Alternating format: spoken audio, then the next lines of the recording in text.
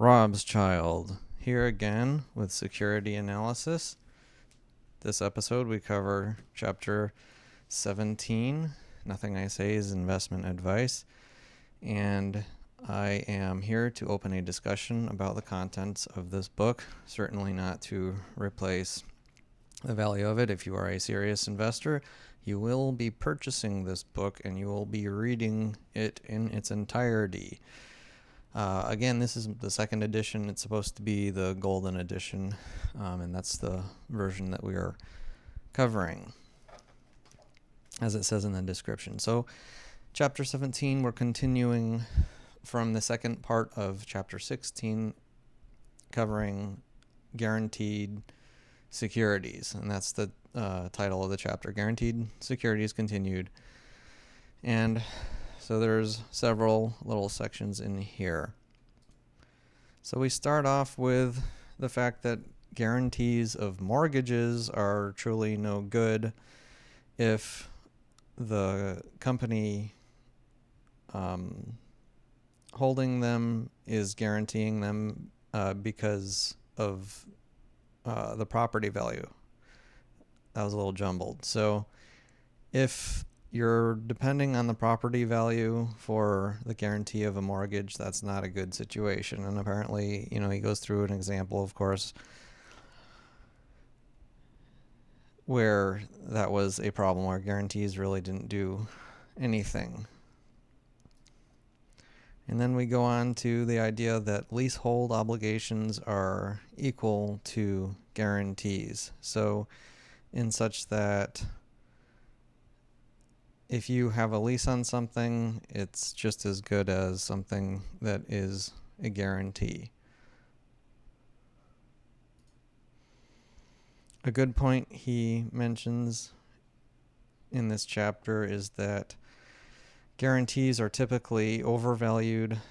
No, this was from a previous chapter. I just put it in the notes here. But I wanted to reiterate it, that guarantees are overvalued for retail investors and undervalued for Wall Street investors and institutional investors. And so, again, I think a whole lot of what he's talking about in this chapter may be applied more to what was going on back then, but I think there are still lessons to be learned here. So, one aspect of leases being a type of guaranteed security in his book, literally, is that, if a company has a lease and the price is going up and they can't afford it, even if they have no bonded debt, it can and it has historically made some companies go bankrupt. So even though on their balance sheet it says they have no long-term bonds, if they're renting, that can become a very serious liability. Like, consider the idea at this point of he mentions literally a cigar company, and cigars are arguably less popular than they were back then, but outside of that, imagine, early New York City, you owned a factory that made, tortillas. You had a tortilla factory in the middle of New York City, and you're making enough money, but all of a sudden the city's building up, everything's getting more expensive, and so, and you're renting the factory, you're renting that space, and the price goes up and up and up. Well, there's limited income coming in while prices are going up. That can be a major issue for a company. I think that's one of the big lessons that I kind of pulled out of this chapter. He goes on in a few points in this chapter about how it can be difficult to find the cost of their rental obligations. I guess this wasn't a part of the rules of the SEC. I think things may have changed since then. I feel like I see that regular part of balance sheets, even on just Yahoo Finance. But the bigger lesson there, and he mentions it again later, but the bigger lesson I get out of that is that there can sometimes be information that is important and hard to find when it comes to companies. I mean, in particular, the easiest parallel we have to that is international stocks, international anything. We have no idea what's really going on in China is one of the big risks a lot of people associate with investing over there. But anyway, with this whole rental thing, apparently rentals weren't a part of the normal reports of their issuing of securities. And so he comes up with new rules about, okay, find this information, use this equation. He gives you the equation, and then he turns it all around and says, but really this is kind of arbitrary, and so, take it with a grain of salt. Again, I think this specific issue has probably been updated with the SEC since then, so I'll have to look into that. And then the last point I'm going to bring up is subsidiary bonds. So it's important, especially if you have bonds or even stock, I guess. But I think we're talking about bonds. We're talking about fixed income for now.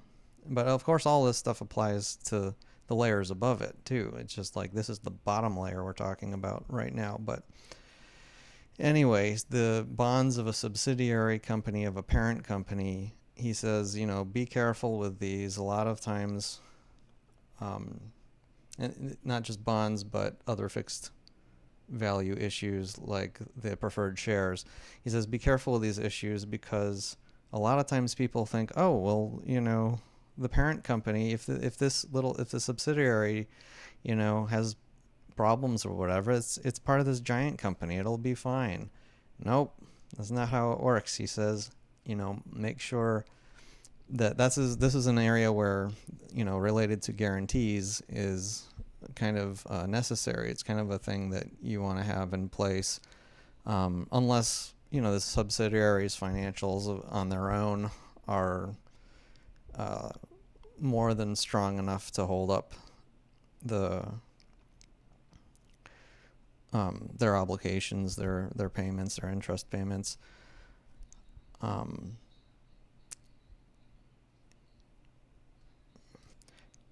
And then the other way, obviously, is if the parent guarantees the subsidiary, they explicitly write out like, hey, guys, buy these bonds, and if the company can't handle paying them, we're going to pay them. We are going to guarantee them. And that's where the guarantor can come in and save the day as part of fixed value investments. There's a lot more detail about how exactly these things have worked in the past, and so it's a good read. And like I said, the biggest takeaways I'm getting, again, some information is hard to find and important to have, and be careful with guarantees. Be careful when you should have a guarantee.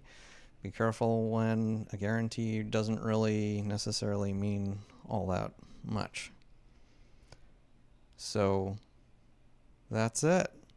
Pretty short chapter, not a whole lot to talk about. I hope you enjoyed this episode. See you next time in chapter 18, Rob's Child.